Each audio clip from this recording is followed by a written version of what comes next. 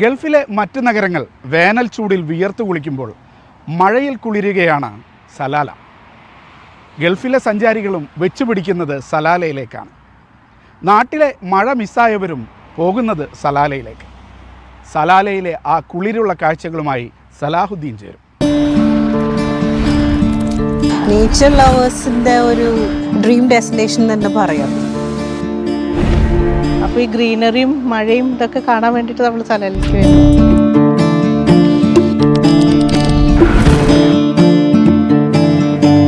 ഒമാനിലെ ദോഫാർ ഗവർണറിൽ മാത്രമാണ് കേരളത്തിലേതുപോലെ വ്യത്യസ്തമായ ഈ മഴക്കാലമുള്ളത്. ജൂൺ 21 ആരംഭിച്ച മഴക്കാലത്തിൽ മഴ സജീവമായത് ഇപ്പോൾ മുതലാണ്. ചാറ്റൽ മഴ, തണുത്ത കാറ്റ്, കോടമഞ്ഞ്, എവിടെ നോക്കിയാലും പച്ചപ്പ്, നീരുറവുകളും ചെറുവെള്ളച്ചാട്ടങ്ങളും. ചൂടുകാലത്തെ GCCയിലെ ഏറ്റവും മികച്ച വിനോദസഞ്ചാര കേന്ദ്രമായി മാറുകയാണ് സലാല. എൻ്റെ ഫസ്റ്റ് ടൈമാണ് സലാലയിൽ and I really like this place. ഭയങ്കര ഒരു നേച്ചർ ലവേഴ്സിൻ്റെ ഒരു ഡ്രീം ഡെസ്റ്റിനേഷൻ തന്നെ പറയാം. അപ്പോൾ നല്ലൊരു ഫീലായിരുന്നു മൊത്തത്തിലൊരു എക്സ്പീരിയൻസ്. ആൻഡ് സിൻസ് അവൾ വന്നിട്ടുള്ളതുകൊണ്ട് അവൾ അതിനെക്കുറിച്ച് പറഞ്ഞിരുന്നു. ആൻഡ് അതിനേക്കാളും മനോഹരമായി തോന്നി കണ്ടപ്പോഴും എക്സ്പീരിയൻസും. ആൻഡ് ദുബായിൽ ആ ചൂടിൽ നിന്നും ഇങ്ങോട്ട് വരുമ്പോൾ ശരിക്കും ഒരു ചേഞ്ച് ഓവർ.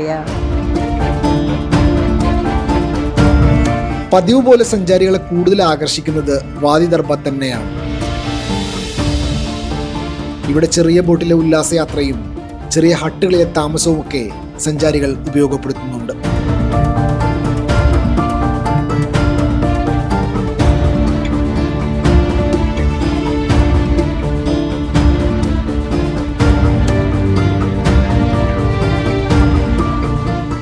ഐൻഗോർ വെള്ളച്ചാട്ടവും ഷാത്മിറർ ബ്രിഡ്ജും ഈ വർഷം ആളുകളുടെ പ്രധാന ആകർഷണ സ്ഥലങ്ങളാണ്. സലാല ഭയങ്കര ഇഷ്ടമാണ്. അതുകൊണ്ടാണ് 4ാമത്തെ പ്രാവശ്യം ഇപ്പോൾ കസിൻസിനായിട്ട് കുഞ്ഞുമാനായിട്ട് വരാമെന്ന് പറഞ്ഞപ്പോൾ ഞങ്ങൾ ഇങ്ങോട്ട് വന്നു. ദുബായിൽ എന്ന് പറഞ്ഞു കഴിഞ്ഞാൽ നേച്ചർ ഇത്രയ്ക്കില്ലല്ലോ. അപ്പോൾ ഈ ഗ്രീനറിയും മഴയും ഇതൊക്കെ കാണാൻ വേണ്ടിയിട്ട് നമ്മൾ സലാലയ്ക്ക് വരുന്നു. ഞാൻ 4 പ്രാവശ്യം ഇവിടെ വന്നത് കാരണം അവർക്കും എൻ്റെ ഫോട്ടോസും കാര്യങ്ങളും കണ്ടിട്ട് ഇത്രയും പച്ചപ്പുള്ള സ്ഥലം ഗൾഫിൽ എന്ന് പറയുമ്പോൾ അത് അവർക്ക് കാണാനൊരു ആഗ്രഹം ഉണ്ടാവുമല്ലോ. അപ്പോൾ അവരും വാട്ടർഫോൾസും ഇതൊക്കെ കാണാനാണ് ഇവിടെ എത്തിയത്. പിന്നെ ബോട്ടിങ്ങും ഇതൊക്കെ നല്ല ഇഷ്ടപ്പെട്ടു.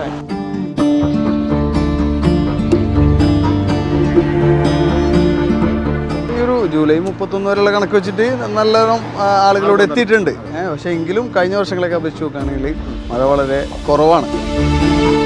ഇനിയും സലാല നിങ്ങൾ കണ്ടിട്ടില്ലെങ്കിൽ എത്രയും പെട്ടെന്ന് വരിക. ഇപ്പോൾ വന്നില്ലെങ്കിൽ പിന്നെ എപ്പോഴാണ് സലാലയിൽ ഇപ്പോൾ വാദി ദർബാത്ത്, അതുപോലെ സീക്ക് റോഡ്, ആ ഒരു വഴിയൊക്കെ തന്നെ മിനി സ്വിറ്റ്സർലാൻഡ് എന്നാണ് അറബികൾ തന്നെ പറയുന്നത് അതിന്. അപ്പം അത്രയും നല്ല വ്യൂവും ആ ഒരു കോടയൊക്കെ തന്നെ നമുക്ക് മതി ആക്ച്വലി.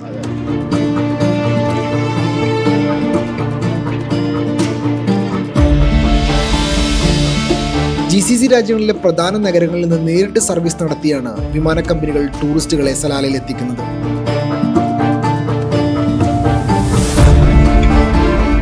തോട്ടങ്ങളിലെ കരിക്കുകളും മറ്റു പഴങ്ങളുടെയും ദോഫാർ കുന്തിരിക്കത്തിൻ്റെയും വിൽപ്പനയും സജീവമാണ്.